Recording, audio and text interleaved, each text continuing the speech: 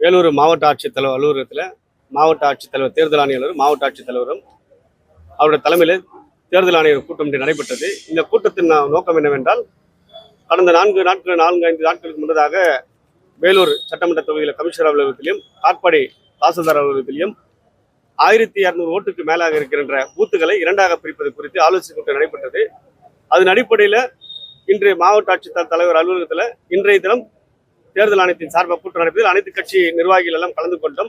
அனைத்து இந்திய அண்ணா திராவிட முன்னேற்ற கழகத்தின் சார்பாக எடப்பாடியார் ஒரு ஆணைக்கிணங்க SRK ஆகிய நான் மாவட்ட கழகத்தின் சார்பாக இங்கே கலந்து கொண்டேன்.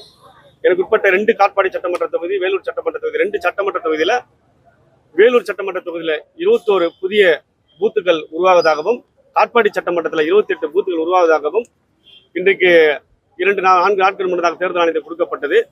மாவட்ட செயலகத்தில் நாங்கள் தொடர்ந்து ஒவ்வொரு தேர்தலிலும் பூத் லெவல் ஏஜென்ட், எங்களுடைய பூத் லெவல் ஏஜென்ட் மூலமா BLO கிட்ட வந்து நாங்கள் தொடர்ந்து மனு கொடுத்து வந்து கொண்டோம். என்னவென்றால், கடந்த 15 ஆண்டுகளாக இறந்தவர்கள் வாக்காளர் பட்டியலில் அப்படியே இருக்கிறது, நீக்கப்படவில்லை.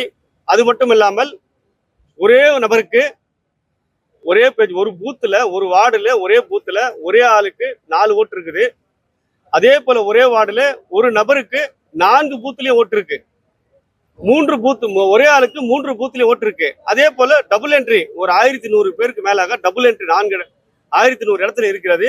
நான் இது வந்து 245 பூத்துலயும் செக் பண்ணல, வெறும் 60-70 பூத்துல செக் பண்ணது மட்டும் 1100 1150 ஓட்டுக்கு மேலாக டபுள் என்ட்ரி ட்ரிபிள் என்ட்ரி ஒரு 4 பேர் ஒரே ஆளுக்கு வாக்கு வந்து 4 இடத்துல இருக்கிறது. இதை என்பது வந்து தொடர்ந்து நாங்கள் வந்து BLO கிட்ட வந்து BLO பூத் லெவல் ஏஜென்ட் மூலமா நாங்கள் வந்து தொடர்ந்து கொடுத்து கொண்டே இருக்கிறோம்.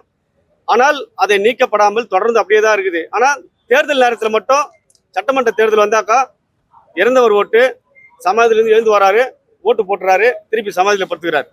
MP தேர்தல் வராரு, திருப்பி சமாதியில் எழுந்து வராரு, MP எலெக்ஷன் ஓட்டு போடுறாரு, திருப்பி போய் படுத்துக்கிறாரு.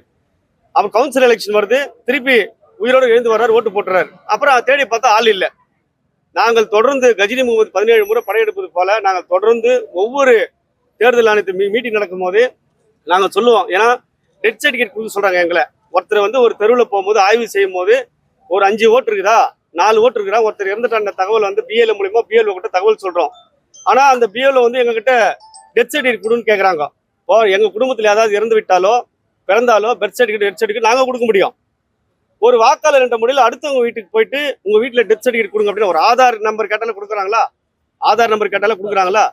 டெத் சர்டிஃபிகேட் கொடுக்கும்போது எப்படி கொடுக்க முடியும்? அதனால தான் தொடர்ந்து இறந்தவர்கள் 15 ஆண்டு காலம் 16 ஆண்டு காலம் அப்படியே நீக்கப்படாமல் அப்படியே இருக்கிறது. அதே போல 4 ஓட்டு வருகின்ற பத்திரிகையாளர் உங்களுக்கு எல்லாருக்குமே தெரிஞ்ச வரையும் திராவிட மாடல் அரசினுடைய இந்த வாக்காளர் பாருங்க. தண்டபாணி என்பவர் பூத் நம்பர் வார்டு நம்பர் வந்து பூத் நம்பர் 235 வேலூர் சட்டமன்ற தொகுதியில பூத் நம்பர் 235ல தண்டபாணி என்பவர் 4 ஓட்டு இருக்கு. அதாவது வரிசை எண் 808 இருக்கு, வரிசை எண் 807, வரிசை எண் 836, வரிசை எண் 809, 806, 807, 808, 809 4 இடத்திலும் இருக்கிறது. அதே போல பாகவெண் 68, இதுல பார்த்தா முகமது ஆதாம் என்பவர் பெயர் வந்து ஒரே பூத்துல 3 இடத்துல இருக்கிறது. அதே போல வார்டு 41ல 4 பூத் இருக்கு. வார்டு எண் பூத்துல வந்து 4 பூத் இருக்குது. இந்த 4 பூத்லயும் பூத் நம்பர் 89லயும் ஒரு ஓட்டு இருக்கு, பூத் நம்பர் 87லயும் ஒரு ஓட்டு இருக்கு, பூத் நம்பர் 90லயும் ஒரு ஓட்டு இருக்கு, பூத் நம்பர் 98லயும் ஒரு ஓட்டு இருக்கு. இதெல்லாம் யார் நிர்வாகம் செய்ய வேண்டும்? தேர்தல் ஆணையத்தில் நியமிக்கப்பட்டிருக்கிற பூத் லெவல் ஏஜென்டா இருக்கிறவர்கள் அவர்தான் சேர்க்க வேண்டும். அதே போல ஹிந்தியில இருக்கு, தமிழ்ல இருந்தாலும் பரவாயில்ல, இங்கிலீஷ் இருந்தாலும் பரவாயில்ல, ஹிந்தியில இருக்கு. இது எப்படி ஐடென்டிஃபை பண்ணுவது? பூத் லெவல் ஏஜென்ட் போய் எப்படி பார்ப்பாங்க? பூத் லெவல் ஆபீஸ்க்கு எப்படி கொடுக்க முடியும்? அதே போல இங்க வந்து பாத்தீங்கன்னா போட்டோ இருக்கு, அவங்க பேரும் கிடையாது, தந்தை பேரும் அவர் தகப்பனார் பேர் யார் பேருமே இல்லை. இப்படி தேர்தல் ஆணையம் மெத்தன போக்கில் இருந்தால் எப்படி தேர்தல் நியாயமாக நடைபெறும்? இது பத்திரிகையாளர் இருக்க வேண்டும். எல்லா ஆல் பார்ட்டி மீட்டிங் எல்லாமே வராங்க. ஒவ்வொரு மீட்டிங்லயும் நாங்கள் டபுள் என்ட்ரி ஓட்டு ஒரே ஆளுது 4 ஓட்டு இருக்கு, ஒரே ஆளுது 3 ஓட்டு இருக்கு என்பதை தொடர்ந்து செய்து கொண்டிருக்கிறோம். அதே போல டெத்து தொடர்ந்து ஒரு தொகுதிக்கு 8000 ஓட்டு 9000 ஓட்டுக்கு மேல டெத்து அப்படியே நீக்கப்படவில்லை. நீங்க பாத்தீங்கன்னா double entry, triple entry 4 entry மட்டும் பாத்தீங்கன்னா ஒரு ஆளுது ஒரு 60 பூத்துல கணக்கு எடுத்தாக்கா 1100 பேர் இருக்குது. இன்னும் 240 பூத் 55 பூத்துல கணக்கெடுத்து பார்த்தால் எத்தனை இருக்கும் என்பதை பத்திரிகையாளர் நீங்களே கண்கூடா பாருங்க. இது ஒளிவு முறை எதுவுமே கிடையாது.